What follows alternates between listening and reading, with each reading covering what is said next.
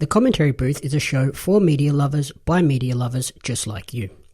If you want to support the show, go to jamieappsmedia.com.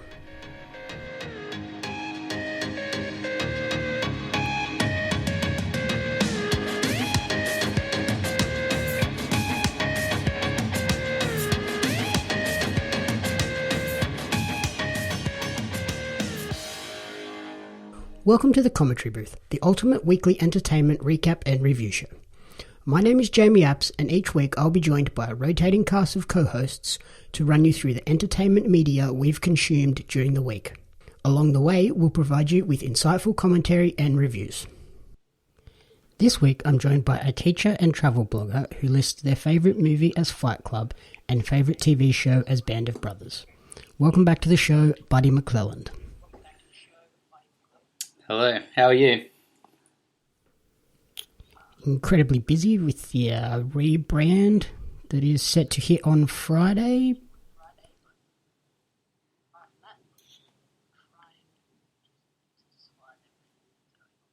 Yeah, exciting rebrand? Yeah, it's all slowly falling into place at the moment. We've got a few people jumping on board to support and helping to push it out when we launch on Friday. So it's coming together nicely and I'm very excited for it. What have you been up to? Back at work. Sadly, the 6-week school holidays come to an end far too quickly. I always start out thinking that I've got ages and ages and ages and then just panic really bad at the last week that it's all ended. So, back at work and, living the dream.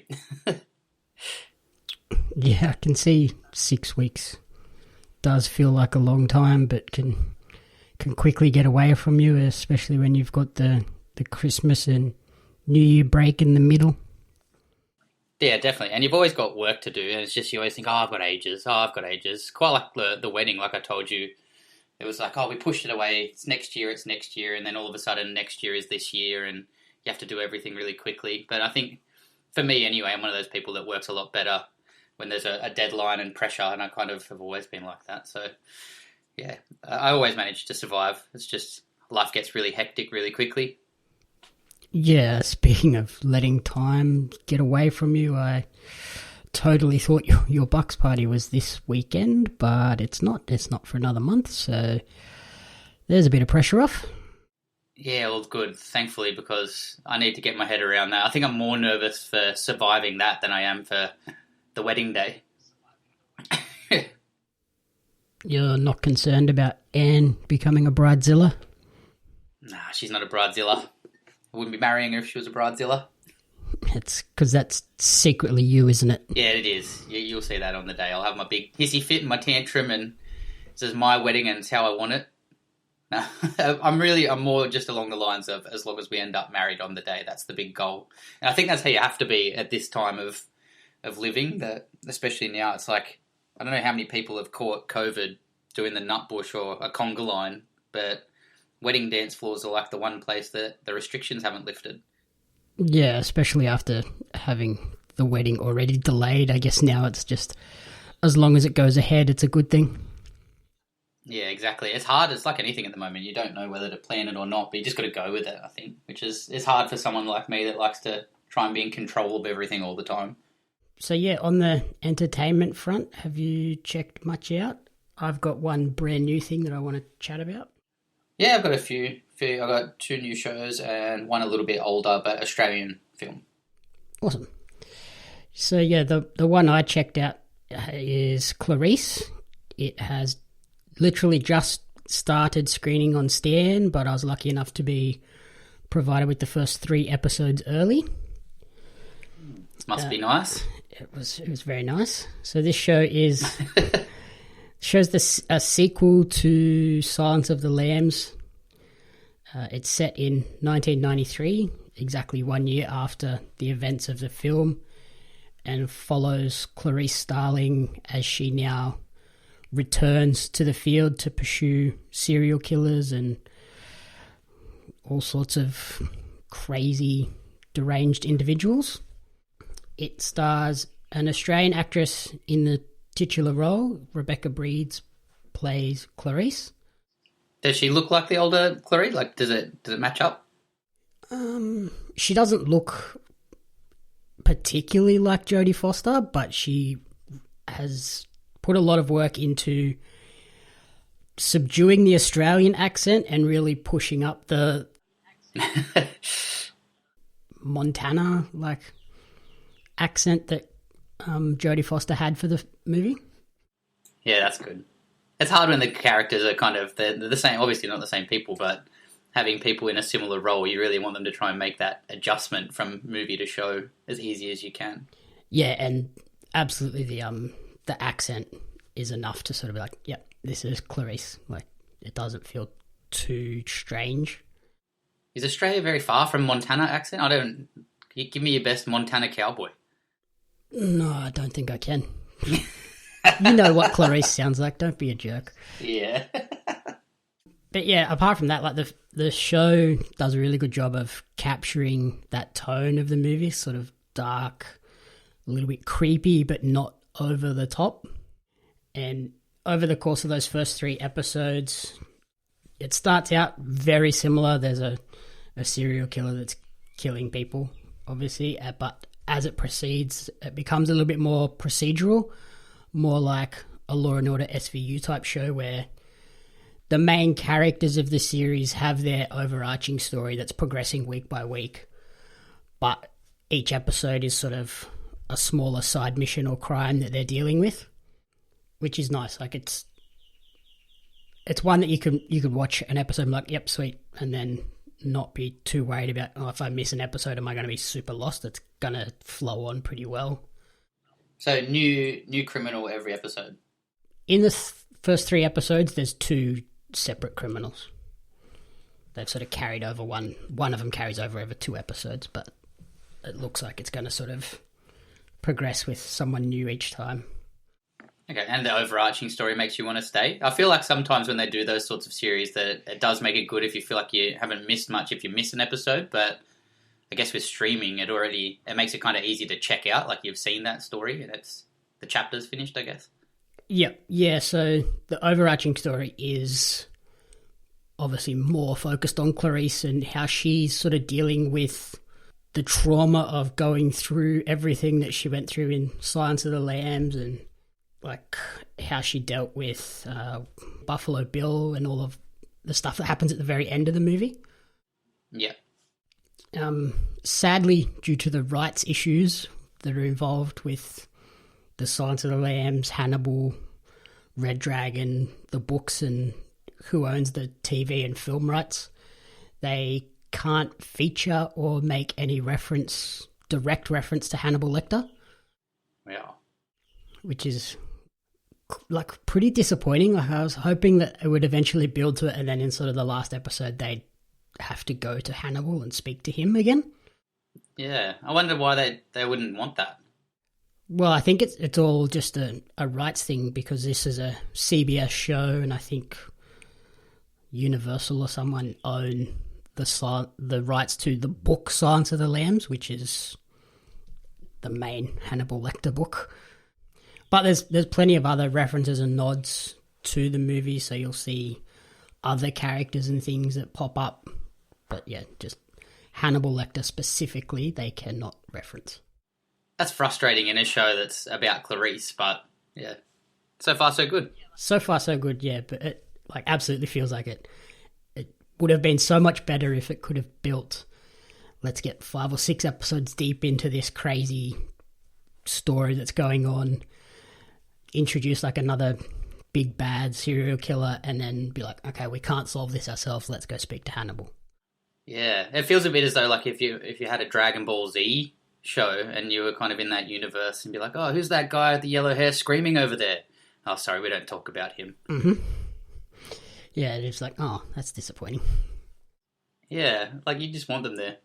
So yeah, episode 1 is available now on Stan. And then it's doing the weekly rollout thing that Stan seems to do a lot. And new episodes drop every Friday at 8 p.m. And what was the film you checked out?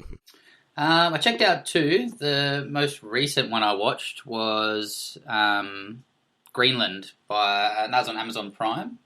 So that's the new Gerard Butler. Well, I want to say asteroid film, but they make a very big distinction that it's a comet. So I guess they try and distance themselves from Armageddon. Yeah, they hammer that into you the whole time. Yeah. So yeah, the new, I guess, apocalyptic space rock ice thing film. Have you seen it? Yeah, we watched it last Thursday or something. Just after it dropped. Yeah, I felt like it was a good enough film. Like it's well made, and I feel like the CGI and everything's really good. I just found the storyline to be a bit more based around the family trying to get to the bunker rather than the actual rest of the people surviving in Earth, which I think is okay, except that at first it's that whole scenario of if the world's going to end, that the government decide to pick all the best and brightest people, which, fair enough. But for me, as soon as they said that he's the best and brightest and that we're going to save him and just his family, and they have some really awkward and awful scenes that are pretty sad where people are throwing their kids at him to try and get him to save them or whatever, I just found myself detached from the story a bit because I guess in my mind, I'm probably, like I always say that if I had an autobiography, I would title it Mediocre at Everything, the Buddy McClelland story, because I'm just okay at everything. So I guess in my head, mediocrity overall probably wouldn't get me a ticket to the Greenland bunker. So as soon as I felt that, I kind of detached from him in the story, and I was more worried about all the other people that were just kind of suffering in his background. Yeah, I agree. Like it's a very typical B-grade action disaster movie. There's some pretty cringy moments in there, but overall it's an enjoyable movie. It probably didn't need to be as long as it was. Yeah, it just felt like there was always one more thing going wrong and one more time where I was kind of just going, why did you do that?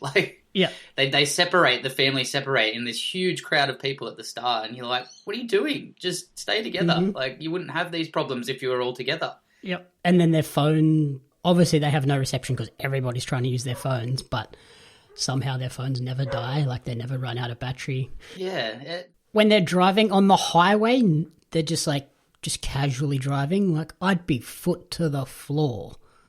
Yeah, and I think there were some plot holes in there as well. I'm not working at NASA, but they make it, like we said, a really big effort to hammer in that it's a comet and it's a big trail of ice from a comet named Clark.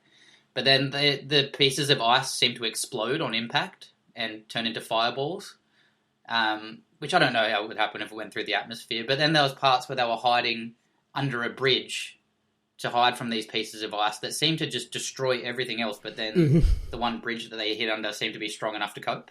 Yep. It confused me at times.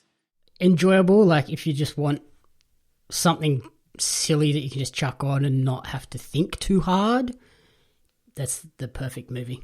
But other than that, it's not going to break any new ground. No, I think Deep Impact and Armageddon probably did it as good as it could have been done, really. But again, every asteroid film, I find that in terms of apocalyptic film, that one always seems to make me think about it the most afterwards. You think, oh, maybe that could happen.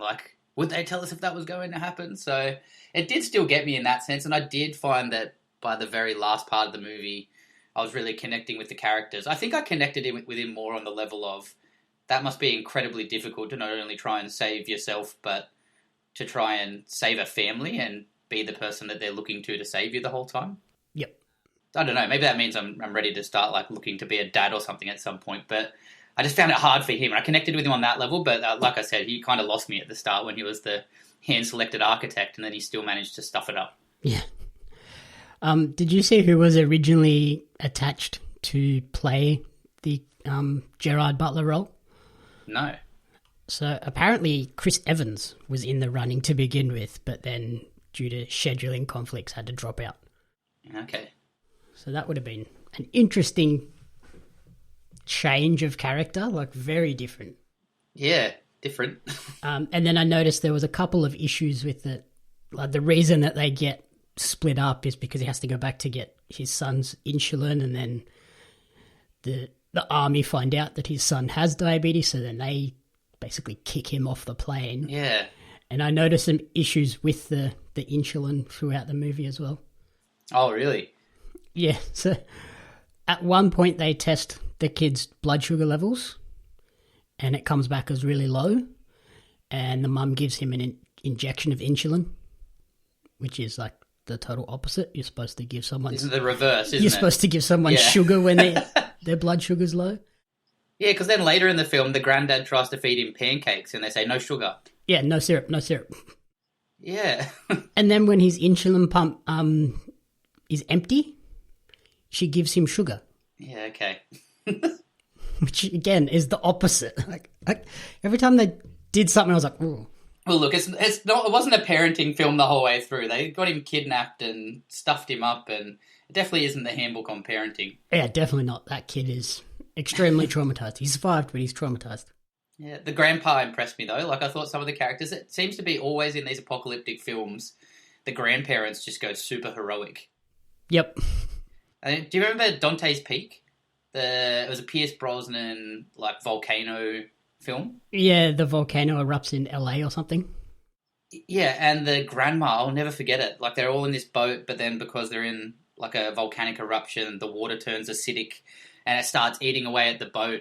And the grandma just decides to get out of the boat and just, like, the engine stops working. So rather than have them all die, she gets out into the acidic water and starts burning and pushes them in like this hero. Crazy. I don't know what it is about, like, crisis events and grandparents, but man, they turn it on. Yeah, well done to the grandparents. Shout out to all the apocalyptic grandparents.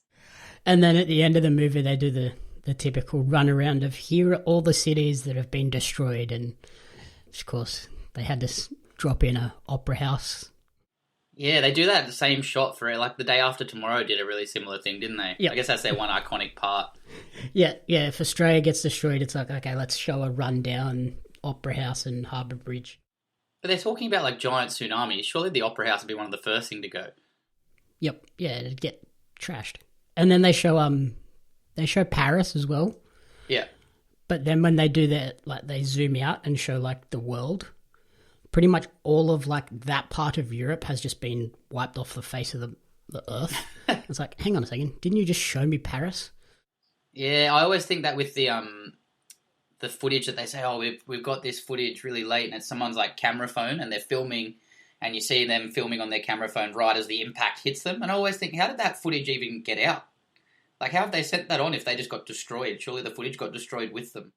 Yeah, I think they do that in this movie too, don't they? Like, they show the first strike, and I think they explain it in this one as, oh, they were live streaming, like, to Facebook or something, so that's how it survived, but yeah. Okay. Yeah, well, look, it was an okay enough movie. I wouldn't watch it again. Yeah, I think there's definitely better asteroid/comet films out there, but watchable. Yep, and perfect for streaming. Like, I'd have been annoyed if I paid $30 to go and see this at the movies. Oh, yeah. And you were watching another one as well, an older one, was it? Yeah, so I actually rented this one off of that Google movie store. It was a suggested film, and what got me across the line was that it had a 94% Rotten Tomatoes score. This one's called Baby Teeth. It's an Australian film, and it's kind of along the lines of a family dealing with a terminally ill daughter in high school in Australia, and them trying to work out the best way to manage her life and what to do. And she just randomly comes across a drug dealer, really, on the train station, waiting to get on her school train. And the family try and put all the pieces together to keep her happy while having a fairly psychotic drug dealer come in and out of her life. It makes for a really interesting story. It sounds really chaotic, and it makes you wonder why they would ever do it. But when you see the parents, and I guess in those sorts of situations that they're trying to do the best for a kid that's really living the worst, that they're just kind of going off the cuff and trying to do the best that they can. Sounds interesting. Sounds like it could be a little bit close to home with the terminally ill stuff, but definitely not on the drug use side. Well, she doesn't have the drugs, and what happens at first is that the drug dealer, sorry, I'm just making sure I get his name right.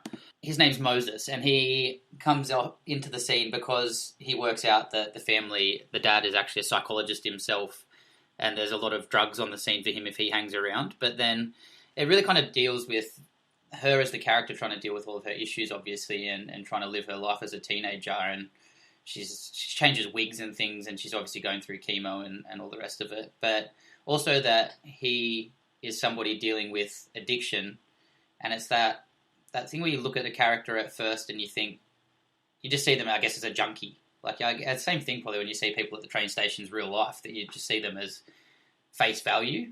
But once he gets through these just kind of hanging out at the house for drugs and all the rest of it, he actually becomes a really deeply connected, caring character. And it's really interesting to watch that sort of play out through the film, where you stop seeing him as face value and you start seeing him as the person underneath. And I think it's really well done. Okay. So worth checking out and renting if... Yeah, definitely. I mean, as far as Australian films go, it's definitely different to what you're kind of used to with the kind of cliche Aussie comedy, I guess, like Sam Neill with a sheep kind of shows. So yeah, really unique storyline that I guess not unique in terms of the overall story, but the way they've approached it I find unique, and it just shows the real complexities of a situation like that, and from an Australian point of view, which I just found really enjoyable. So definitely worth watching, and it was definitely worth the 94% Rotten Tomatoes as far as I feel.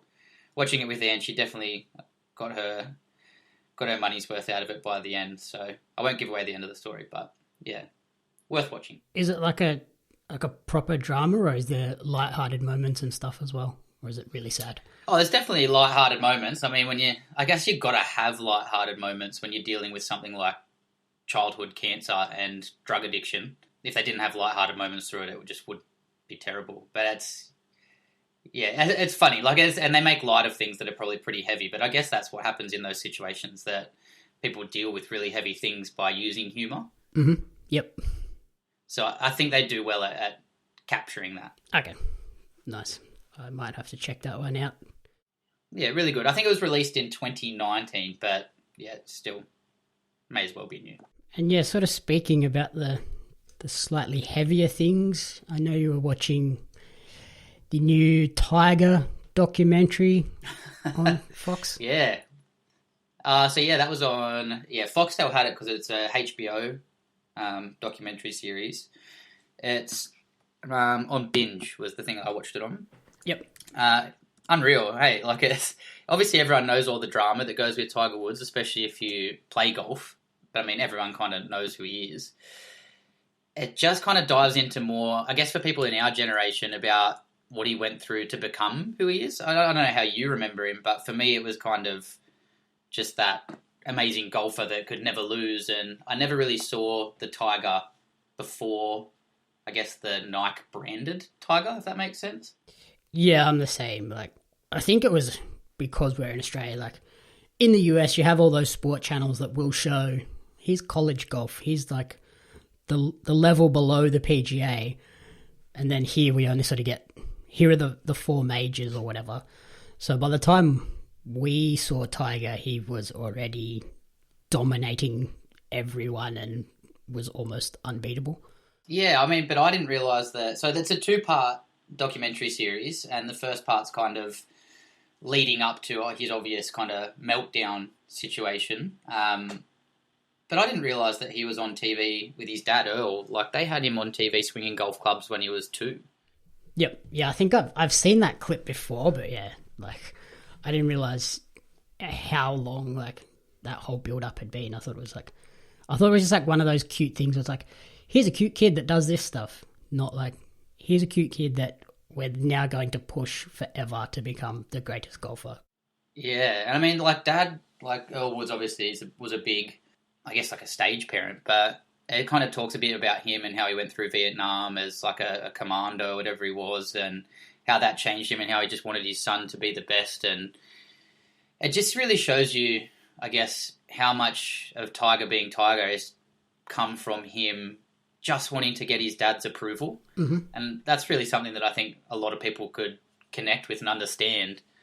But with the dad that he had, it was just, this dad expected him to be the biggest thing to happen to golf. And to his credit, I mean, through the 90s and early 2000s, an African-American golfer just wasn't something that people would even think of. He was getting kicked off golf courses still for the colour of his skin, for having an African-American father and an Asian mother. Like, regardless of how good he was at golf, people didn't even see past that. Yeah, that was ridiculous. Like, he's obviously the best golfer in the world at the time, and he still, like, couldn't go to certain golf courses. Like, are you kidding me?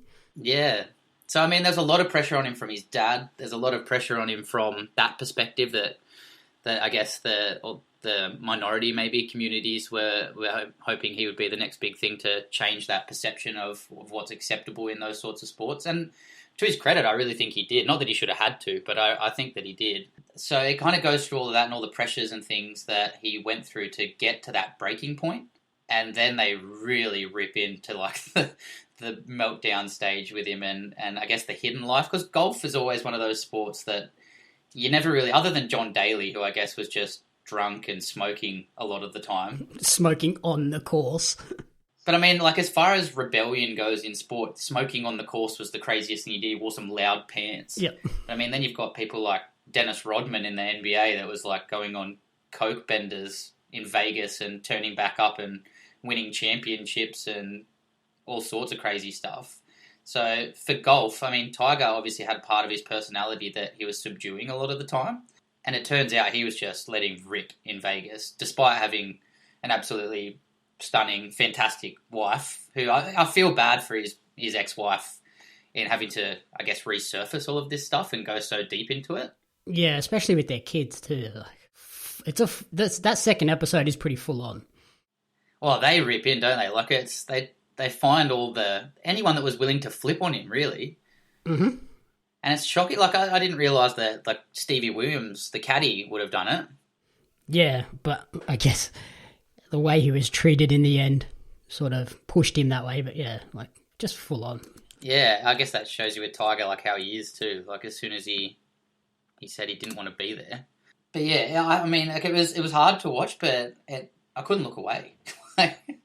It's just insane to hear about some of the parties that he was having and, yeah, like the people that he was with. And like they were saying, he was getting 10 escorts at a time and he had certain types of them and trying to live a double life and get away with it. His type was all like his wife. Yeah, exactly, which is strange. Like if you're going to cheat on your wife, you would think it would be with something different, like drastically different. Yeah, you'd think so. I mean, like he had a absolutely amazing just don't do it in the first place, I guess, or just if you feel like that, leave. But yeah, he really went into a spiral, and then it became, I guess, it was hard to watch with him getting out of that spiral, and you think things are starting to turn around, and he just goes into that next one where he was on was it an opioid bender? Yeah, he was on all the painkillers for his back and knees and stuff, and then I think he went a little bit beyond that.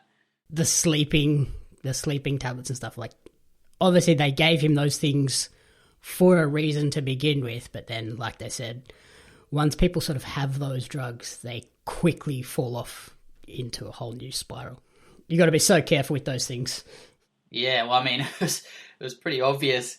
I mean, when they pull him over, you shouldn't laugh, but they pull him over when he was driving, and the cop says to him, "Oh, so where have you come from?" He goes, "Oh, I was just coming back from Orange County in California." And the cop turns around and says, "Sir, you realise you're in Florida?" Yeah, like he had no idea where he was. Yeah, and he was behind the wheel of a car. Like he should not have been anywhere near a car. No, but I mean, now looking at him, and I'm not sure if you watched like the most recent father-son tournament he did. I saw bits and pieces of it, yeah. He really looks like he's pulled himself back out. Obviously, his golf's gotten a lot better again, and he's dealt with a lot of his injuries and things, and he's come back to not quite where he was before, being the like insanely unbeatable human that he was. But I mean, he's come back to a point where I just respect him so much to be able to come out of that and still, like, he looks like a fantastic dad now. He looks like he's pulled. I guess he looked like that then, so you don't really know behind closed doors, but I think it just really, in the end, what I took from it, it goes to show you that even the best of people and anyone that you're looking at could be going through a really, really difficult time behind closed doors, and to not just believe everything you see on face value, and that no matter how bad it gets, obviously he has a lot of financial backing and things behind you, but I think a lot of pressure comes with that. But no matter how bad things get, that you have a light at the end of that tunnel, that he obviously would have thought those were really dark days, but I really think it looks like he's come back out of it now. Yeah, I think now, like they showed towards the end of episode 2, where he's clearly enjoying golf again. He's not playing to win, like he's just playing to enjoy the game, which he obviously did as a kid. And then because he just had that talent, winning came as a result. But now he just seems to be enjoying it, especially that father-son tournament, playing with his son, like seemed to really bring out the joy in him. And I think, like I said, his kids had never seen him win majors until the Masters, after everything had gone down. So yeah, I think now that's probably his motivation, like, hey, this is what Dad can do. Yeah. Watching it too, like seeing some of the training things that his dad put him through, where he's like trying to putt and his dad's just jingling keys or talking really loudly or stepping over the line when he's about to putt. Like, no wonder he was so incredibly focused when he did get to the point where he was out on the course alone. Yeah, I think it definitely worked, but I guess that's the question that the documentary leaves you with, like, at what cost? Yeah, like he trained him to just have no emotion, essentially. Yeah, which is great for when you're competing like that, and he's a different person. He's like all those top level people seem to just be so much about mindset. Yep. And I mean, Tom Brady's a perfect example. I was watching the documentary about him the other day. I think that was just one on YouTube, like a lot of NFL film stuff on YouTube. But he got picked 199th in the draft, and 6 quarterbacks came before him. Mm-hmm. And I mean, his mindset the whole time was just about, no, I'm going to be better than that person. I'm going to be better than that person. And like now he's the greatest that there ever was so far. Like, yeah, seven rings later, just like, told you. Crazy. Like, I think a lot of that just goes to speak to the mindset of these people. I guess it just depends how it's developed that really impacts them in their life. Yep. And I think with Brady too, like this year proved that mindset as well. Like last year, the Patriots essentially just said, yeah, we don't want your services anymore. Like they could have signed him again. All they had to do was pay him, and they didn't want to pay what he thought he was worth, so they let him go, and he came back and said, see, I'm still the best. Why'd you get rid of me? Yeah, for him, he's not even physically the best, though, is he? Like, he's slow and old. Like, he's 43 or something, isn't he? Yeah, he's getting right up there. But it's just that mindset. Yeah, you look back at when he did get drafted, he did not look like anything. He just looked like a dude. Just generic dude. But it's funny because that documentary then shows you, it breaks up those 6 quarterbacks that got drafted before him, and it delves into what happened to each of them. Mm-hmm. And most of them were athletic, quarterback-looking dudes, but they just couldn't make it. And for whatever reason, they didn't recover as well and didn't have the ability when it came to the big games and whatever it might have been. But, yeah, I think mindset, the more you look at it, is such a big thing. And just, yeah, if you have that determination, that grit that Tiger obviously had, it gets you places. But like I said, I think it just depends how it's created. You definitely can create it out of the situations his dad did. But I think overall, Tom Brady seems to be a much more together human, however he got it. Yeah, until you see his celebrations after the Super Bowl this week. Fair. When he walked out of that stadium, I was like, whoa. I've never seen Tom Brady look like that before. Yeah, this seems to be like a lot of you. Remember the story about, was it Dustin Martin after the AFL Grand Final? And he just left his car at the MCG for like weeks and just flew out to Vegas. He was gone for ages. I suppose if they're going to put in the insane amount of hours and effort to win something like that, fair play to you. Go and have a party for a couple of days. Or in Dustin Martin's case, a couple of weeks. Couple of weeks. Months, maybe. Probably felt like a couple of days. Well, definitely felt like a couple of days to him.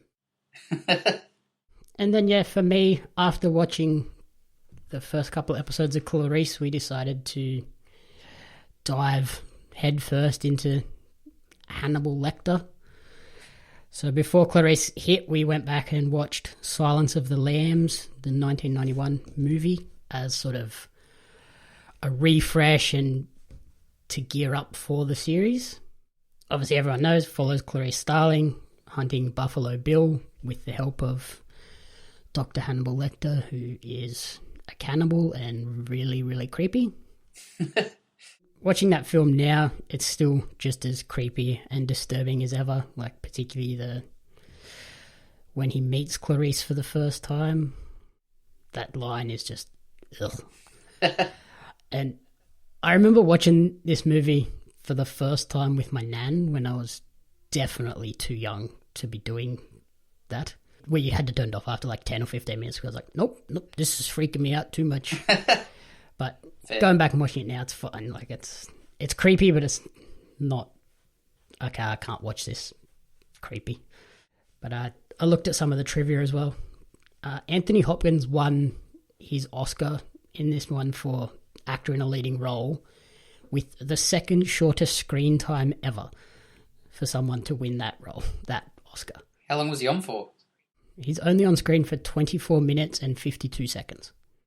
Yeah, powerful though. I mean, if you're still thinking about it now. Oh yeah, like he's the one, like him, you see him in that cell is like such an iconic thing. The only other person to have won it with a shorter time is David Niven in a movie called Separate Tables from 1958. And he was only on screen for 23 minutes and 39 seconds. It's crazy. Like, I kind of want to go back just to see what he did to see. You wouldn't have to watch him for long. No. Well, I feel like if I was Anthony Hopkins, I'd be so proud of that. But a little part of me would also be kind of sad that I was so accepted as a serial killer cannibal. Like, people just looked at me and thought, yep, yeah, you're creepy. You're a cannibal. Yep. Yeah, I wonder how many times after, like when he was just walking down the street in LA, people were like, oh. And I also found out that there were 3 other actresses in the running for the role of Clarice. If any of these 3 had got it, it would have drastically changed the movie, I think. Meg Ryan and Nicole Kidman were considered. And Michelle Pfeiffer turned down the role because they wouldn't pay her $2 million. Wow. I'm going to go with she's regretting that decision because this is such an iconic role for Jodie Foster now. Definitely. I think Jodie Foster was the best choice, though. Oh, definitely. I just can't see Meg Ryan being able to do it other than like a rom-com situation. Like, in my head, that's all she does. Yeah, that's what I was saying. Like, I think if any of those 3 had got it, it would have dramatically changed the movie and maybe have not become this like cult iconic classic. Yeah, I think they made the best choices. And apparently there's like in the scene where Hannibal Lecter sort of talks about Clarice's accent and makes fun of it. Apparently that was all ad-libbed and Jodie Foster had no idea that he was going to say that. And that's why her reaction is so like, oi. She just looks at him like really annoyed and shocked. So apparently afterwards she thanked him for doing that because it got such a good reaction out of her. But that could have gone a totally different way. Like, don't make fun of my accent, you jerk, without asking me first. And then the other one we watched after watching Clarice, I decided we'd go back and watch the TV series Hannibal from 2013 to 2015, the show ran. And this is based on the Thomas Harris novels Red Dragon, Hannibal, and Hannibal Rising, and is sort of in the time period before Silence of the Lambs. It follows FBI Special Investigator Will Graham, played by Hugh Dancy, and his relationship with the psychiatrist / serial killer / cannibal, Dr. Hannibal Lecter, played by Mads Mikkelsen. And I think if it's hard because everybody, as soon as they say Hannibal Lecter, everybody knows who he is. But I think if this is a show where you had no idea about Silence of the Lambs, like if you were totally oblivious to it, it would take a few episodes before you realize that Hannibal is the bad guy, which shows how good Mads Mikkelsen's performance is. Yeah, I think that's good. Like all those serial killers that are supposed to be like that, aren't they? Like charming. Yeah, like he's just like, he seems like such a helpful psychiatrist and he's trying to do the best thing. But really what he's doing is manipulating the situations so that he can continue doing what he's doing and cover his own tracks. And it's 3 seasons. In terms of my favourites, I would say season 2 is the best, followed by season 1, and then season 3 is good, but it gets really out there. So each season reflects one full book? 1, I think, is mainly Hannibal, and then 2 and 3 are sort of a blend of Hannibal Rising and Red Dragon. 3 is very much Red Dragon towards the end.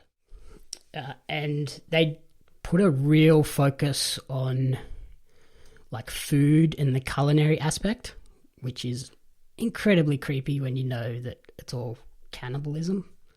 So like every time like someone sits down for a meal with Hannibal, you're instantly just thinking, don't eat it. Don't eat that. Who is he feeding to? That's a terrible idea. They even went so far as to bring in a chef as a culinary consultant to ensure that the way they were preparing the human flesh was like the best possible way and the most accurate way. What chef knows that? I don't know. I assume they're just like, okay, you're serving liver. This is how we would do it if it was... Oh. And like, you just look at every meal on the plate and you're like, I can't tell if that's lamb or if that's someone's leg. So the show ends after 3 seasons, but Mickelson and Hugh Dancy have both said they would be interested in reprising the roles if a streaming service picked it up.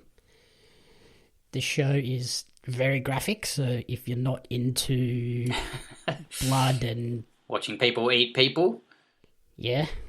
There's one point where they drug this guy and he eats his own face. That's full on. But that's a nice Valentine's Day then, or? Actually, I think we did watch the last 2 episodes on Valentine's Day, but oh, how romantic! Nobody was eating their face on Valentine's Day. That was okay. And not like that anyway.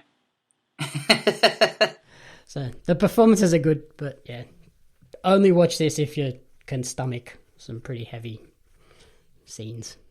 And trivia-wise, for the role of Hannibal Lecter, David Tennant from Doctor Who auditioned for that role and was apparently very close to being chosen. Right. Makes me look at Doctor Who different. Yeah, Doctor Who's going around eating Daleks. That's how they get you. So what would be your top recommendation for the week? Top recommendation, I think Tiger is really good if you can watch it, if you've got the capacity to, if you've got Binge or Foxtel or whatever, if you're a sports person. But I think overall I really, really enjoyed Baby Teeth. I think it's really good to get behind Australian film, and I found it, a really, really good watch. Yeah, I would back Tiger if you're a golf or sports fan. If not, then I suggest checking out Clarice. Like, there's only 1 episode out now, but time to get started on it because I think it's going to end up being a really cool show. Just see how it pans out. I have to check it out. So thank you for listening to the commentary booth. If you enjoyed the show, please remember to rate, review, and subscribe on iTunes or any of the podcast services. And then on Friday, make sure to check out my social media. There's going to be a big announcement Friday. You can follow me on social media at JamYapsMedia. And you can follow Buddy over on Instagram at a.b_CSEE. Thanks for having me. Good luck with the rebrand. The Commentary Booth is a fan-funded production of Jamie Apps Media. You can support the podcast alongside our magazine Jam Zine over on Patreon at patreon.com/Jamie Apps Media. The following people supported at the Jam publisher level or higher, and you cannot fathom how incredibly appreciative we are for their support. Brian and June Hart, Courtney Paulson, Tracy Apps.